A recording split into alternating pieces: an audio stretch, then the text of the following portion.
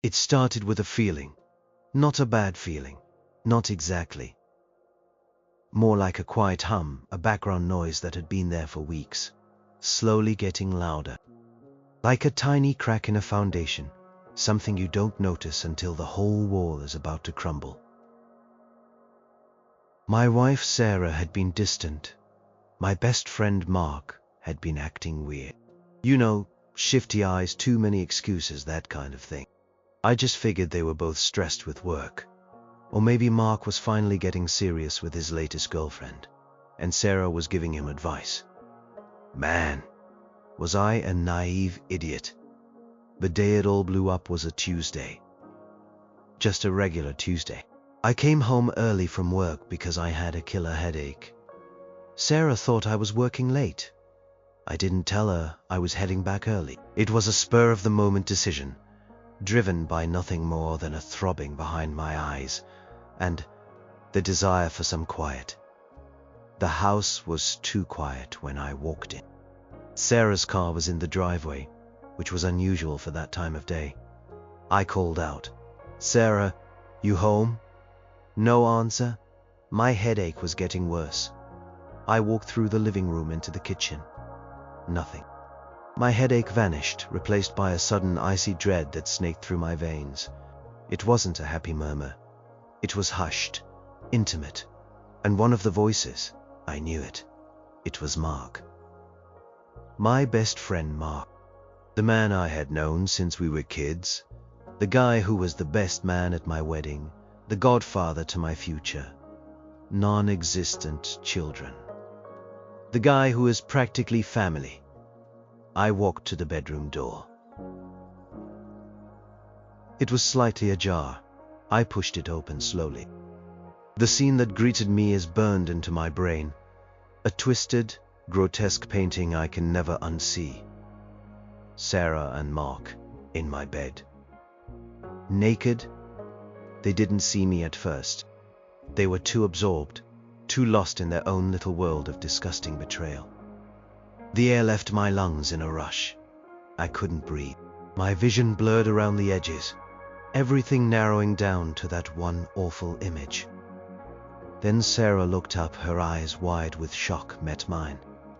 Mark, startled by her sudden gasp, turned his head. His face went white, like he'd seen a ghost, or maybe just a really angry husband. The silence that followed was deafening, the kind that vibrates in your bones. It felt like hours, but it was probably only seconds. My brain was screaming, a cacophony of no, no, no. This couldn't be real. This was a nightmare.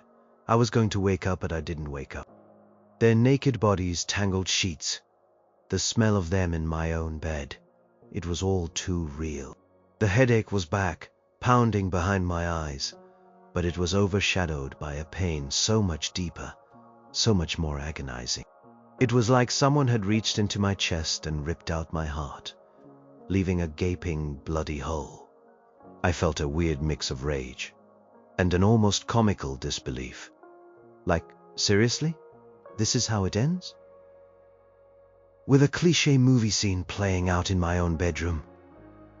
Sarah started scrambling, trying to cover herself. Mark just stared, frozen, his face a mask of shame and terror. Shame, I bet, was a new emotion for him. Terror, though, I could see. He was terrified. Good. I wanted him to be terrified. I wanted them both to feel every ounce of pain they had just inflicted on me. But I didn't say a word. I couldn't. My voice was trapped somewhere in my throat, choked by the bile rising in my stomach. I just stood there, swaying slightly, taking it all in. The full weight of the betrayal crashed down on me.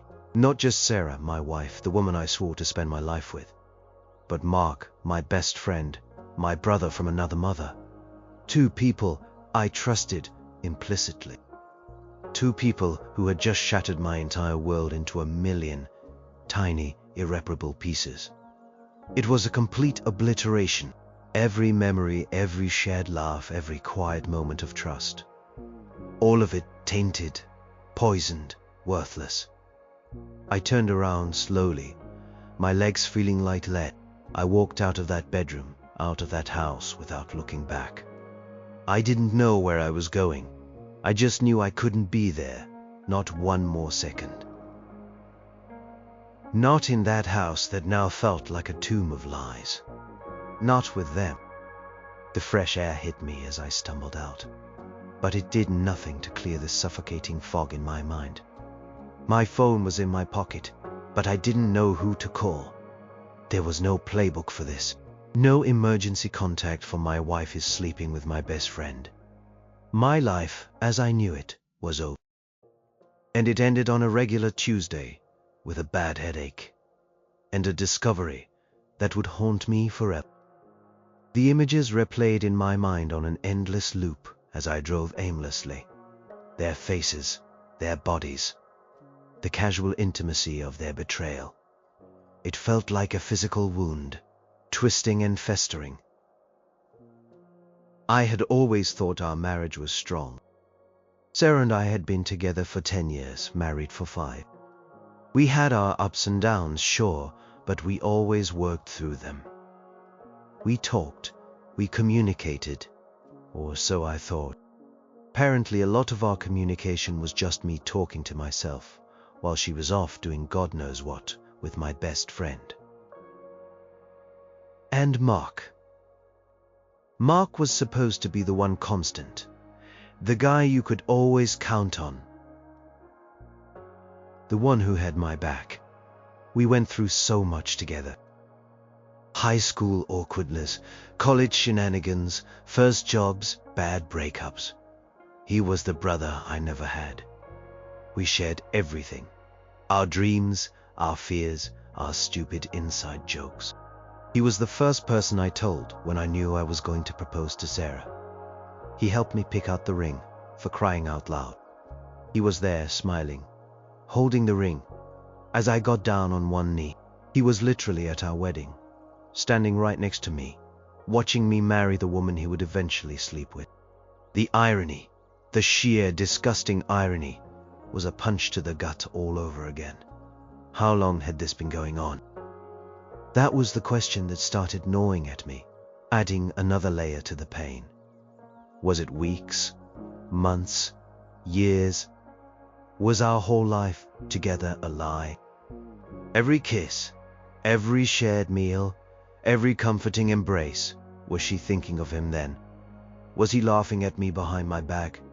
The thought made me want to throw up. It felt like I was living in a bad movie. But I was the idiot protagonist, who was too blind to see what was happening right under his nose. I drove until the gas tank light came on, not even knowing where I was. I parked in a deserted lot, somewhere far from home, and just sat there, staring blankly ahead. The sun was setting, painting the sky in angry shades of orange and purple. It felt fitting. The end of a day, the end of an era. My era. My life. It was all gone. Everything I thought was real, everything I believed in, every foundation I built my life on, had just crumbled into dust.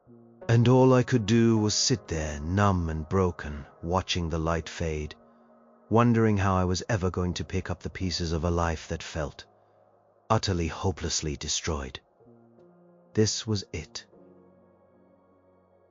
The start of the darkest chapter I never saw coming. The next few hours were a blur of raw emotion. I ended up at a cheap motel on the outskirts of town. I didn't want to go back to the house, not yet. Not with the stench of their betrayal still hanging in the air, not with the image of them in my bed seared into my mind. I just needed to be alone. I needed to process. But there was no processing this. It was too big, too painful, too utterly devastating. I sat on the edge of the bed in the motel room, staring at the bland wallpaper, feeling utterly disconnected from my own body. My hands were shaking. My chest felt tight, like an iron band was squeezing the air out of me. Every now and then a wave of nausea would hit me. I closed my eyes, trying to block out the images, but they just played on an endless loop behind my eyelids. Sarah, Mark, my bed, the ultimate betrayal. Then the anger started to boil, a hot, furious rage that felt like it would consume me. How dare they? How dare they do this to me? How dare they desecrate my home, my marriage, our friendship? The sheer audacity, the blatant disrespect, it was mind-boggling. I wanted to smash something. I wanted to scream until my throat was raw. I wanted to confront them, to make them feel just a fraction of the pain they had inflicted on me. But the anger was quickly followed by a crushing wave of sadness, a profound, aching grief. It wasn't just my marriage that was dead. It was my friendship with Mark. It was the future I had envisioned for myself. It was the trust I had placed in two of the most important people in my life. All of it, gone, buried under a mountain of lies and deceit. I felt incredibly, profoundly alone. Like an island, adrift in a vast, cold ocean. I pulled out my phone, my fingers hovering over Sarah's contact. What would I even say? What could she possibly say to explain this? There was no explanation. There was no explanation. There was no excuse. There was just a gut-wrenching betrayal. I scrolled down, past Mark's name, a knot forming in my stomach. The idea of ever speaking to him again felt like a physical impossibility. He wasn't just a friend anymore. He was a stranger who had stolen a part of my soul. Sleep was impossible. Every time I closed my eyes, I saw them. Every time I tried to think of something else, my mind circled back to the sickening reality. I tossed and turned the motel bed, feeling too soft, too empty. The silence of the room was oppressive, amplifying the chaos in my head. I wanted to scream, but no sound came out. It was just a silent, agonizing torment. I thought about all the little things, the things that made sense now. Sarah's late nights at work. Nemk always being around, always finding an excuse to come over, even when I wasn't there. Their inside jokes that I wasn't privy to. The way they sometimes exchanged glances that I, in my blissful ignorance, had dismissed as nothing. It all fit. Puzzle pieces clicked into place, forming a hideous picture of deception. I felt like the biggest fool on the planet. How could I have been so blind? So trusting? So utterly oblivious? The sun eventually rose, painting the motel room in a sickly yellow light. I hadn't slept a wink. My eyes felt gritty. My head still pounded. My body ached, a reflection of the deep ache in my soul. I knew I couldn't stay in the motel forever. I had to face them. I had to confront this head-on. But the thought of it made me sick to my stomach. What would I say? What would they say? Would they even have the decency to apologize? Or would they try to twist it? Blame me somehow? I got up, moving slowly, like an old man. I looked at myself in the mirror. My face was pale, my eyes bloodshot, a hollow look staring back at me. I barely recognized the person staring back. This wasn't me. This wasn't the happy, secure man I thought I was. This was a broken shell, a ghost of my former self. I knew this was just the beginning. The discovery was one. The fallout, the aftermath, that was going to be a whole other nightmare. I had to figure out what to do. Divorce, obviously. But how? How do you even begin to untangle a life that's been so thoroughly intertwined with someone who betrayed you so deeply? And Mark. What about him? Was our friendship just a casualty? Or was it a deliberate weapon against me? The questions swirled unanswered, adding to the torment.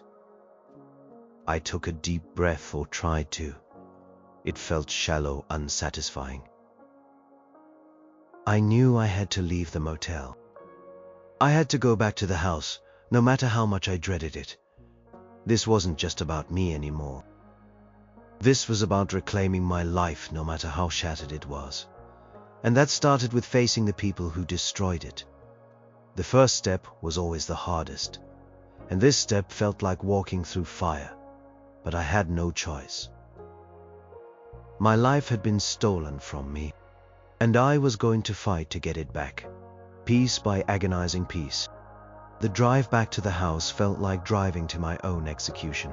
Every street sign, every familiar landmark seemed to mock me. This was my neighborhood, my life. And it had been systematically dismantled by the two people I trusted most. When I pulled into the driveway, Sarah's car was still there. Mark's was gone. Small mercy, I guess. I still had to face her, though. The woman who had sworn vows to me, the woman I had loved with all my heart. I walked through the front door, the same door I had walked through hundreds of times, full of joy or tiredness or simple everyday contentment. Now it felt like stepping into a different dimension. The air was heavy, thick with unspoken words and festering lies. Sarah was sitting on the couch in the living room, her face pale and streaked with tears.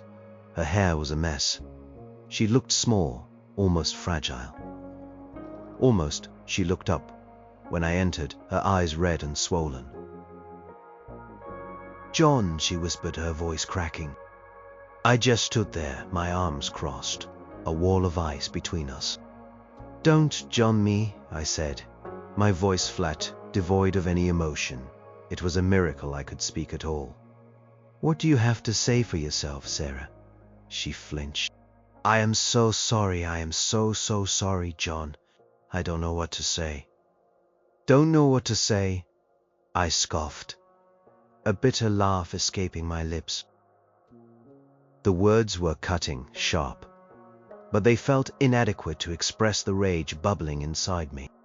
"It wasn't like that," she started, her voice barely audible. "It wasn't like that." My voice rose, finally breaking through the controlled facade. "I saw it, Sarah, with my own eyes, in our bed. Don't you dare try to lie to me anymore. Don't you dare try to minimize what you did." She buried her face in her hands, her shoulders shaking. "It was a mistake, John. A terrible, horrible mistake." "A mistake?" I echoed, my voice dripping with contempt. "A mistake is spilling coffee on your shirt. A mistake is forgetting to pick up milk." This, Sarah, this was a conscious choice. A deliberate, prolonged act of betrayal. How long has this been going on?" She hesitated, her silence confirming my worst fears. "A few months," she mumbled into her hair. "Hands. A few months." My stomach churned. A few months of lies, of sneaking around, of making a fool out of me. My mind raced back, trying to pinpoint when it started, when the shift happened. I thought about the late nights, the sudden trips, the distant looks. It all clicked into place, forming a hideous mosaic of deceit. "And Mark?" I pressed, my voice low and dangerous. "My best friend. How could you? How could he?" She lifted her head, her eyes brimming with fresh tears. "Just happened. We were working closely together at the office. We spent a lot of time together. Things just got complicated." "Complicated?" I roared, unable to contain my anger any longer. "Complicated? You call sleeping with my best friend complicated? That's not complicated. That's not complicated, Sarah. That's the betrayal of the highest order. That's a knife in the back. That's ripping my heart out and stomping on it." She started to sob openly now, real gut-wrenching sobs. I know I messed up. I know I hurt you. I am so sorry.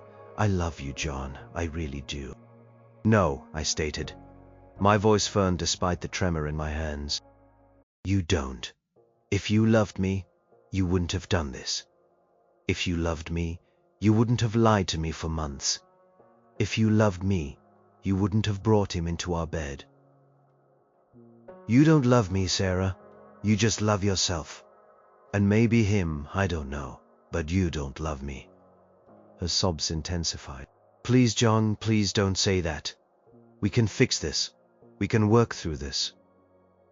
I can change. We can go to counseling. Whatever it takes. Just please don't leave. The desperation in her voice was almost pathetic. Almost. But it did nothing to soften the concrete block in my chest. Fix this? Work through this? The very idea was laughable. How do you fix something that's been fundamentally, irrevocably shattered? How do you rebuild trust when the foundation has been obliterated? There is no us anymore, Sarah, I said, my voice cold. There hasn't been for a long time, apparently. Not while you were busy betraying me with my best friend. This is over. Everything is over. She looked up, her eyes wide with fear now, not just sadness. Number, please, John. Don't do this. Don't throw away everything we built. You threw it away, Sarah. I corrected her, my voice unwavering. You threw it away the moment you let him touch you. You threw it away the moment you brought him into our home. You threw it away with every lie, every secret glance, every whispered conversation. You did this, not me. I turned and walked away from her towards the bedroom. I needed to pack. I needed to get out. Every second I spent in that house, every second I spent looking at her, felt like a fresh wound. She kept calling my name, pleading. But her words were just background noise to the roaring in my ears, the sound of my heart breaking, shattering into a million pieces. There was nothing left to say. The conversation was over. Our life together was over. And the only thing left was the agonizing process of picking up the pieces. Leaving the house that day, a small duffel bag in hand, felt like stepping into an entirely new, terrifying world. Sarah was still on the couch, sobbing, but I didn't look back. There was nothing left for me there, nothing but ghosts and the bitter taste of betrayal. My next stop was to confront Mark, though I dreaded it even more than facing Sarah. At least with Sarah, there was a shared history, a life we built. With Mark, it was pure, unadulterated friendship, now tainted beyond recognition. I drove to his apartment, the address, etched into my memory from years of hangouts, parties, and late-night talks. My hands gripped the steering wheel so tightly my knuckles were white. What was I even going to say? What do you say to the person who stabbed you in the back while smiling to your face? I pulled up outside his building, my heart pounding a frantic rhythm against my ribs. I sat there for a moment, gathering my resolve. This wasn't going to be pretty. I walked up to his door and didn't even bother to knock. I just rang the bell, pressing my thumb firmly until I heard a faint buzz from inside. A few moments later, the door cracked open. Mark peered out, his face still pale from the previous day's encounter. He clearly hadn't recovered. Good, Johnny said, his voice a strained whisper like he was afraid to make a sound. Let me in, Mark, I said, my voice low and menacing. I pushed the door open the rest of the way and walked inside, not waiting for an invitation. His apartment, usually neat, was a mess. Empty beer cans, takeout containers. He looked like he hadn't moved since yesterday. He closed the door behind me slowly. John, don't. I cut him off, holding up a hand. Don't even start with the apologies. Don't try to explain, just tell me one thing. Why? He looked at the floor, refusing to meet my gaze. I don't know, man, it just happened. We were working together a lot. Things got out of hand. Out of hand, I scoffed. Is that what you call it? Screwing my wife in my bed? That's out of hand. Mark, we've known each other our whole lives. You were my best friend, my brother. How could you do this to me? How could you look me in the eye day after day, knowing what you were doing behind my back? He finally looked up, his eyes bloodshot, full of what looked like genuine remorse. I messed up, John. I know. I messed up big time. It was a huge mistake. I never meant to hurt you. But you did, I said, my voice trembling with the effort to keep it steady. You hurt me more than anyone ever has. You took a sledgehammer to my life. Every memory, every shared laugh, every moment of trust we ever had. It's all poison now. It's all a lie. I know, he repeated, his voice choked. I don't expect you to forgive me. I don't deserve it. Damn right you don't. I snarled, and you won't get it, not from me, ever. The silence hung heavy between us, thick with years of broken friendship and fresh betrayal. He looked like he wanted to say something else, but he just swallowed hard, his Adam's apple bobbing. So, what now? He finally managed to ask. What now? I repeated, a bitter laugh escaping me. What now is, you are dead to me, Mark. Our friendship is over. Everything we had, everything we were, it's all gone.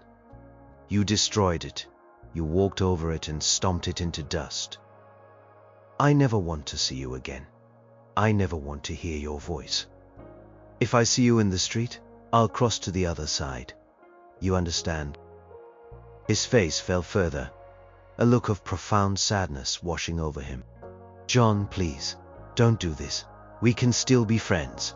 I know I messed up, but friends? I cut him off again, incredulous. You think we can still be friends after this? Are you insane? You betrayed me with my wife. You violated every single code of friendship there is. There is no coming back from this, Mark. None. This isn't a fight we can get over. This is a complete annihilation of everything we built. I saw a glimmer of something in his eyes then, something beyond remorse. A flicker of resignation. He knew it was true. He knew he had crossed a line that could never be uncrossed. What about work? He asked suddenly, his voice still quiet. You are going to tell HR? Oh, don't worry about that, Mark, I said, a grim satisfaction in my voice. Someone already did. They know, both of you. His eyes widened in genuine surprise and a flash of fear. What? Who? How? Doesn't matter, I said, shaking my head. What matters is your little secret isn't a secret anymore. It's out. And it's going to hit you just as hard as it's hitting me, professionally anyway. Because guess what, Mark? This isn't just about my marriage anymore. It's about your consequences. I watched him as he processed this. The color drained from his face even further. He knew what they know meant in a corporate environment. He knew the kind of policies against workplace affairs, especially when one person was technically in a more senior role or had influence. He and Sarah worked in the same department, and she had a slightly higher position. It suddenly clicked for me too. This wasn't just a personal betrayal. This was a professional landmine, and they had both stepped on it. I hope you are happy, Mark, I said, my voice devoid of emotion now, just a hollow echo of my shattered self. I hope she was worth it. Because you just lost everything. Your friend, your job, your reputation, everything. I turned to leave, the silence suffocating. John, wait. He pleaded, reaching out a hand, but I recoiled as if he was toxic. Don't touch me, I said, my voice a venomous hiss. Stay away from me. Stay away from my life, and just for the record, Mark, that wasn't a mistake. It was a choice. And now you have to live with it, just like I do. I walked out of his apartment, closing the door firmly behind me. I didn't look back. The conversation hadn't brought me any closure, not really.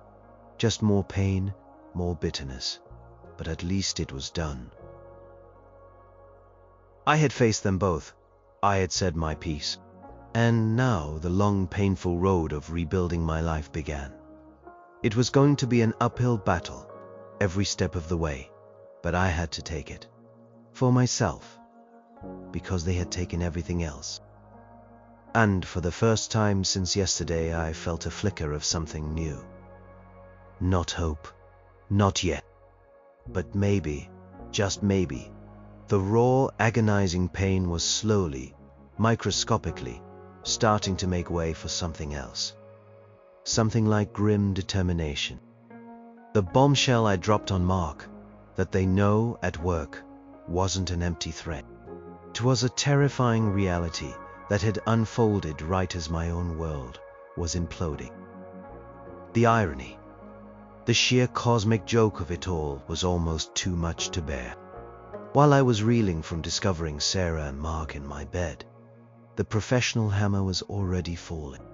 Sarah and Mark both worked for the same company as me, a large tech firm.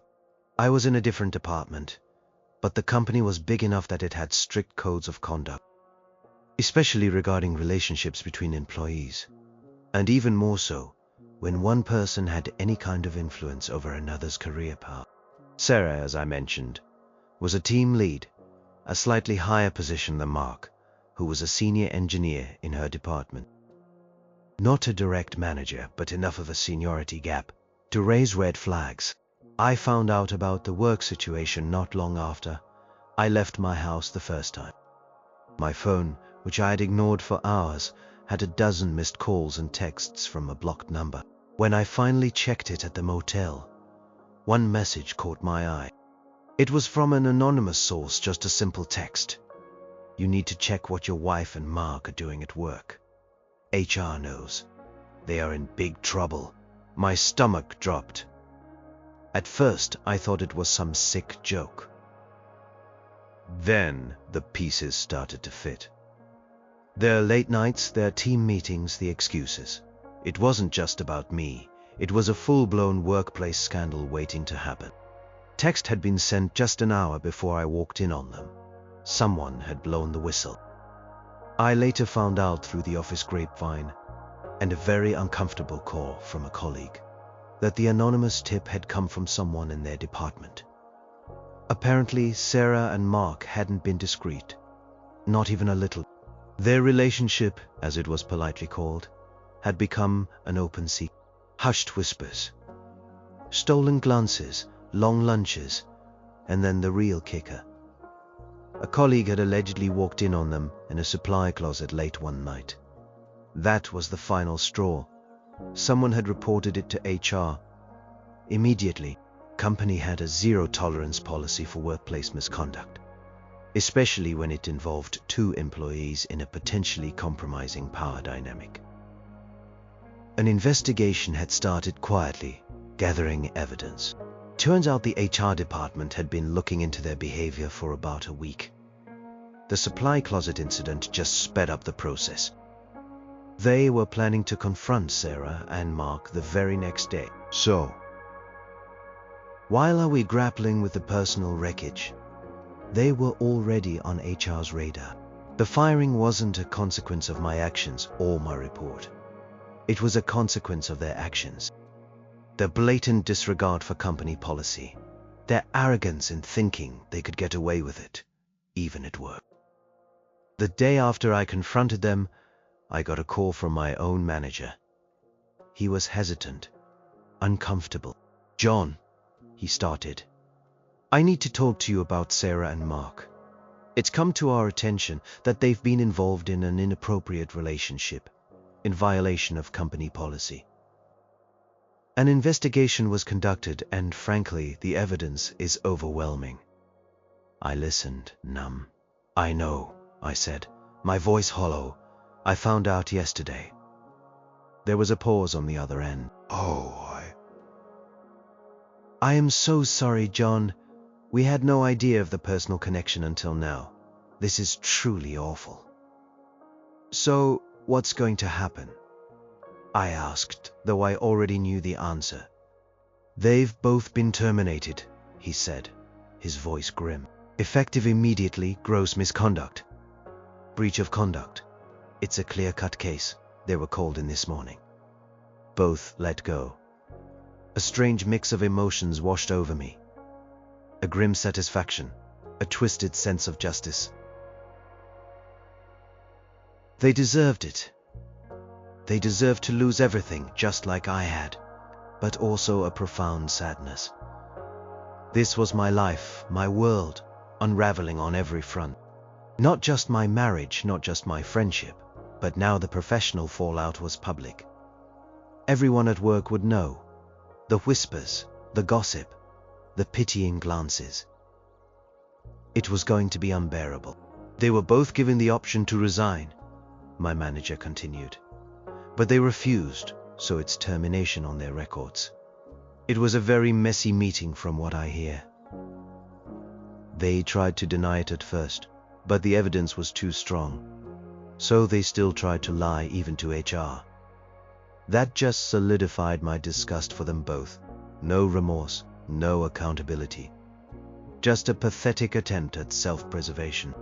It made the bitter pill of their betrayal even harder to swallow. I understand this is a difficult time for you, John, my manager said, his tone softening. The company is prepared to offer you some time off if you need it. Paid leave, and if you are uncomfortable working here with the atmosphere, we can discuss options for transfer to a different branch or even a different role, if you prefer. It was a generous offer, considering the circumstance. The thought of going back to that office, knowing everyone knew, knowing the story would spread like wildfire, made my skin crawl. The atmosphere was going to be poisoned for a long, long time. I'll think about it, I said, my voice flat. Thanks, I hung up, feeling strangely hollow. They were fired. My wife and my best friend, both unemployed, both with a black mark on their professional records. It was what they deserved in a way, but it didn't make me feel better. It didn't take away the pain, the betrayal, the shattered trust. It just added another layer of complexity to the wreckage that was now my life. Now I had to deal with the immediate fallout. Not just the emotional and personal consequences, but the practical ones. Sarah, now jobless, would likely want to stay in the house. I couldn't bear to be there. I needed space. I needed to breathe.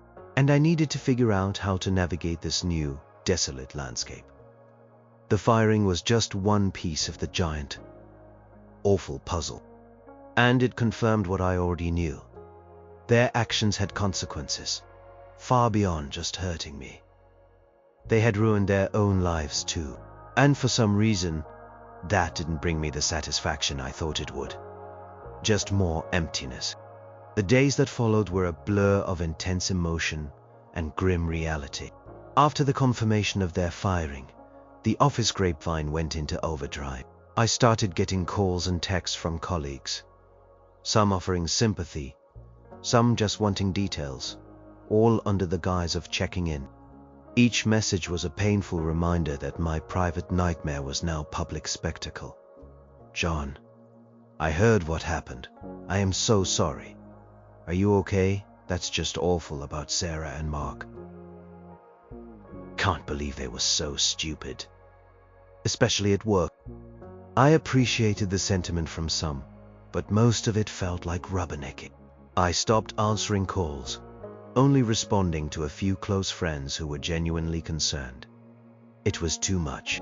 Pity the gossip, the casual cruelty of people wanting to know every sordid detail. My life was being picked apart, analyzed and discussed by strangers. It was humiliating. I took the paid leave my manager offered. Couldn't stomach the thought of going into the office, seeing the whispers, feeling the pitying glances. I just wanted to disappear. I spent most of my days holed up in the motel room, staring at the ceiling, trying to figure out what my next move was. Sarah, meanwhile, was relentless. Texts, calls, voicemails, all pleading for me to come home, to talk, to work things out. She even showed up at the motel one day, standing outside my door, begging me to open it. I kept the chain on and told her to leave. "John, please just talk to me," she cried through the door. "I am so lost, I don't know what to do. I lost my job. I lost you. Please, give me a chance to explain." "You already explained, Sarah," I said, my voice muffled but firm. "You slept with my best friend. Here is nothing more to explain. You broke everything. Go home. I need space." She eventually left, sobbing. It was hard to hear, but I couldn't let it sway me. Pain she was feeling was a direct result of her own action. And frankly, it was a fraction of the pain she had inflicted on me. Mark, surprisingly, had gone quiet. After our confrontation, he didn't try to contact me. He seemed to have accepted his fate, at least where our friendship was concerned. It was a small mercy, not having to deal with his pleas and apologies on top of Sarah's. My parents were devastated when I told them. My mom cried. My dad, usually stoic, just sat there, his face grim. They adored Sarah. She was like a daughter to them. And Mark, he was practically part of the family. The betrayal hit them hard too.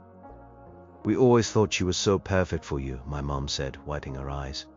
"How could she do this?" "I don't know, Mom," I admitted, my voice raw. "I just don't know." My dad, after a long silence, finally spoke. "You have to do what's right for you, son. This is a monumental betrayal. You deserve better. We'll support you, whatever you decide." Their support was a lifeline. It was one of the few things holding me together. Knowing I had my family in my corner, that they weren't judging me, that they understood the depth of the betrayal, it helped.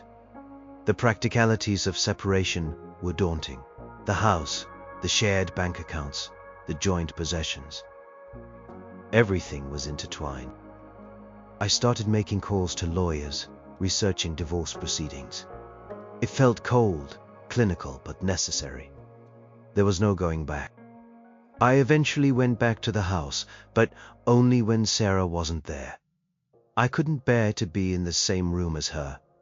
I packed more of my things methodically, numbly. Each item felt heavy with memories, some good, now all tainted. Our wedding album, her favorite mug, the framed photos of us smiling, so full of hope and love. It all felt like a cruel joke. I packed a box of her things too, stuff she would need immediately, toiletries, some clothes. I left it by the front door with a note. "Your box. I'll arrange for a time for you to collect the rest of your things. Do not contact me otherwise." It felt harsh, but I needed the boundary. I needed to cut her out completely, to even begin to heal. The silence of the house was oppressive when I was there. Every corner held a memory, every room a ghost. I couldn't even bring myself to enter it. I slept on the couch, or at the motel, anywhere but that room. It was desecrated, beyond repair. I also deleted Mark's number from my phone, unfriended him on all social media, blocked him. It felt childish maybe, but it was a necessary step. I couldn't have him in my life in any capacity, not even a digital ghost. He was gone. As far as I was concerned, he ceased to exist. The days bled into weeks. The initial shock had worn off, replaced by a dull, persistent ache. It was like a phantom limb, the constant feeling that something vital was missing. My routine was shattered. My future was a blank, terrifying void.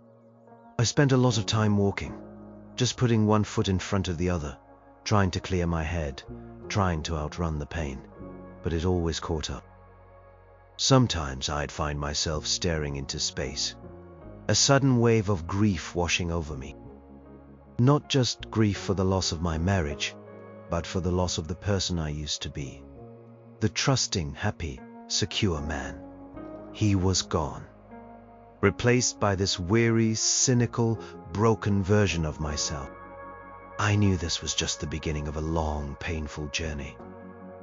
Divorce, therapy, rebuilding my life from scratch. It felt overwhelming. But amidst the despair, there was also a tiny flicker of determination, a stubborn refusal to let them completely destroy me. They had taken so much, but they wouldn't take my future. They wouldn't take my ability to eventually heal, to eventually find happiness again. It was a long road, but I was going to walk it, one painful, excruciating step at a time.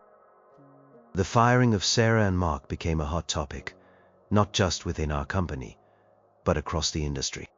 Yoke travels fast, especially when it involves two prominent employees in a scandalous affair. Company, in an attempt to protect its reputation, issued a vague internal memo about breaches of company conduct and necessary personnel changes. But everyone knew what it meant. The gossip machine was in full swing. I heard snippets from former colleagues who, despite my withdrawal, couldn't help but share. Sarah and Mark were apparently struggling. Losing their jobs was a huge blow, financially and professionally. They were both well paid, with significant responsibilities. Now they had nothing. Their professional networks, built over years, were likely compromised. No one wants to hire someone fired for gross misconduct, especially when it's a public scandal. There were stories about them trying to find new jobs, but hitting brick walls. HR departments do reference checks. The industry is small and everyone knows everyone. Termination for breach of conduct isn't something you can easily explain away. It follows you. I heard they even tried to claim they were unfairly targeted, but it was a laughable defense. The evidence was too clear. Some people at work, the genuinely kind ones, expressed concern for me. Others, the more cynical types, just saw it as a dramatic spectacle. Karma, one colleague dryly noted to another. Loud enough for me to hear during a brief visit to the office to collect some personal items. I didn't react. Their opinions didn't matter. What mattered was the quiet, insidious way their actions had seeped into every corner of my life. I eventually decided to accept the company's offer to transfer to a different role, in a different city, with a different team. I needed a clean break. The thought of staying in the same city, working for the same company, even in a different department, felt impossible. Too many memories, too many ghosts. It wasn't just about escaping the gossip. It was about truly starting fresh, away from the wreckage. This meant selling the house. The house Sarah and I had bought together, decorated together, filled with dreams of a future that would never come. It was agonizing. Every room, every piece of furniture held a memory. I hired a realtor and told her I wanted it gone. Fast. I didn't care about the profit, just the release. Sarah, of course, fought me on it. She wanted to stay, to save the marriage, to work through things. It was delusional. The house was a symbol of our shattered life, and I couldn't live there anymore. After a tense negotiation through our lawyers, she finally agreed to sell, recognizing that she had no legal standing to force me to stay in the shared property after the circumstances. She ended up moving into a small apartment on her own. I heard she was struggling to make ends meet, though I didn't verify it. I didn't want to. Mark, too, was facing his own fallout.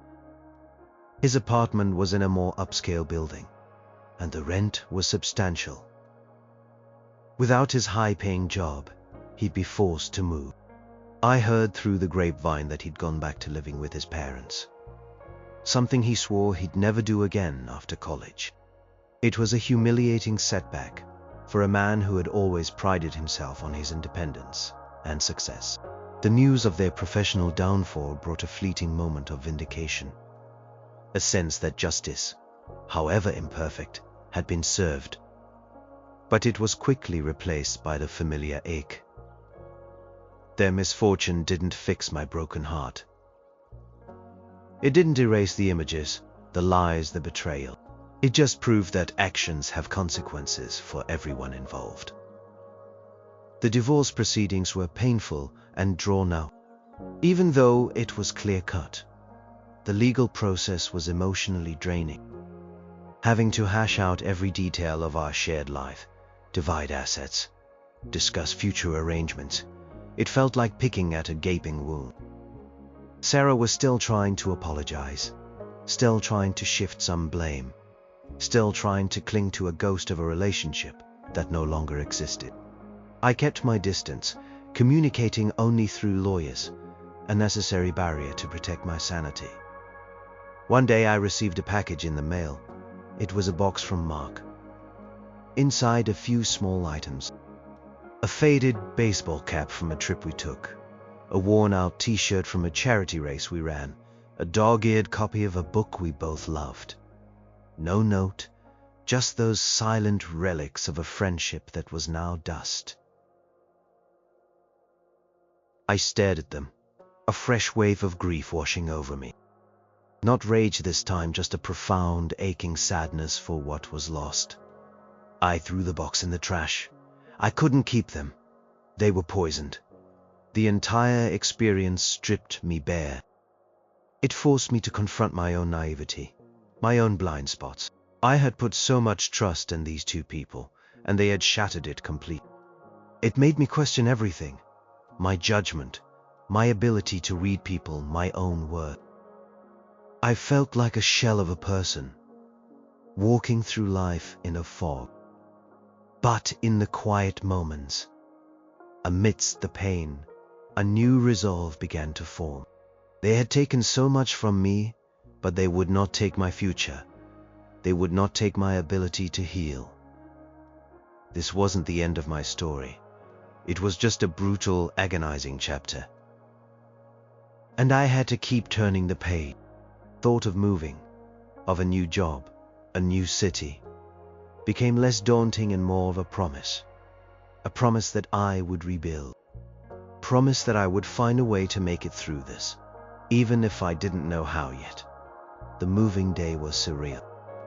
Bexy's everywhere, the house feeling empty and echoey even before the furniture was gone. Sarah wasn't there. I had arranged for her to pick up her remaining things the week before. A quick, cold exchange of logistics through our lawyers. She had come and gone without incident, which was a small mercy. As the movers loaded the last of my boxes onto the truck, I did one final walkthrough of the house. The empty rooms, the bare walls, the dust motes dancing in the sunlight filtering through the windows. It was no longer a home. It was just a house, a building filled with ghosts of a life that was no more. I stood in the living room where Sarah and I had spent so many evenings, laughing, talking, planning our future. Now, just silence. The bitter tang of betrayal hung in the air, a silent sentinel. I locked the door for the last time, the click echoing hollowly.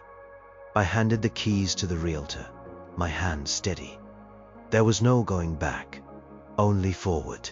The drive to the new city was long and quiet. My car packed with what little I had left. My old life was literally shrinking in my rearview mirror.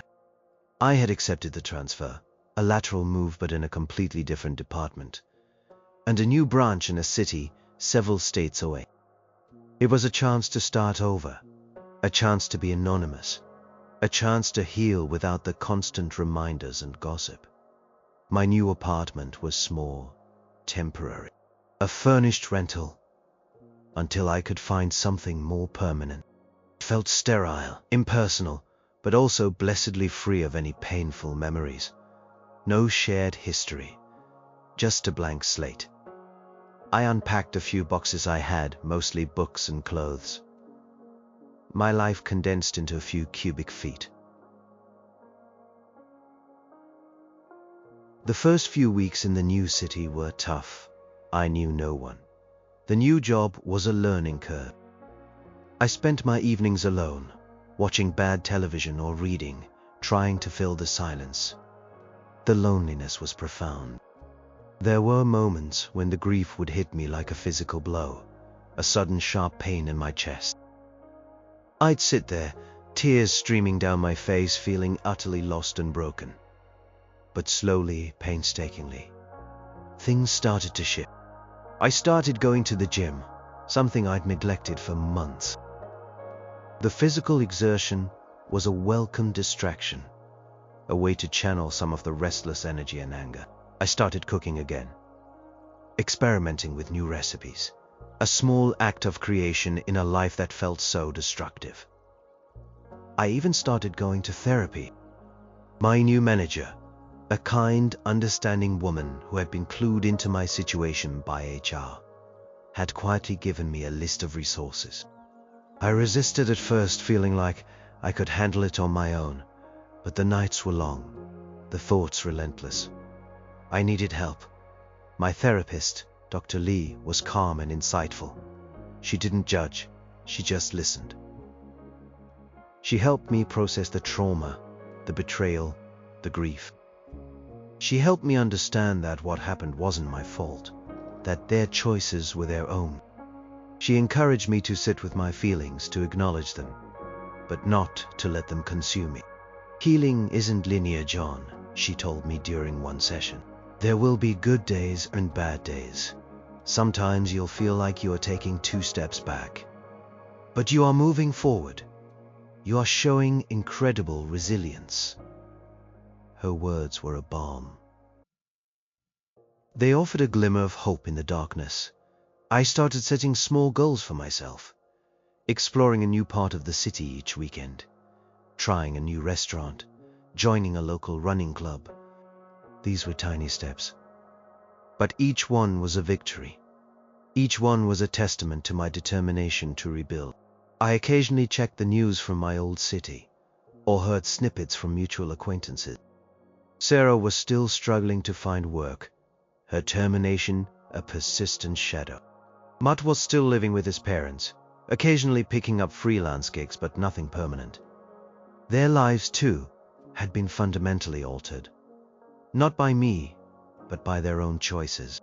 It was a sobering reminder of the far-reaching consequences of betrayal. There were moments when I felt a pang of something akin to pity for them. Not forgiveness, never forgiveness, but a recognition that they, too, were suffering. Their suffering didn't alleviate mine, but it reminded me that the ripple effects of their affair extended to them as well. The pain was still there, a dull throb beneath the surface. I knew it would be a long time before it truly faded. But it wasn't the all-consuming, suffocating pain it had been in those first few weeks. It was becoming more manageable. I was learning to carry it. I started to meet new people at work, at the running club. Casual conversations, friendly faces. No deep connections yet, but it was a start. Thought of dating felt light years away, a concept I couldn't even grasp right now. But the idea of building a new social circle, of having new experiences, slowly began to take shape. This wasn't a happy ending, not by a long shot. But it was a new beginning. Chance to redefine myself, not as the cuckolded husband, but as a survivor. A man who had faced the unimaginable and was slowly, painfully picking up the pieces of his life. The road ahead was long, fraught with challenges. But for the first time in a long time, I felt a faint flicker of possibility. A belief that someday, somehow, I would be whole again. And that was enough, for now.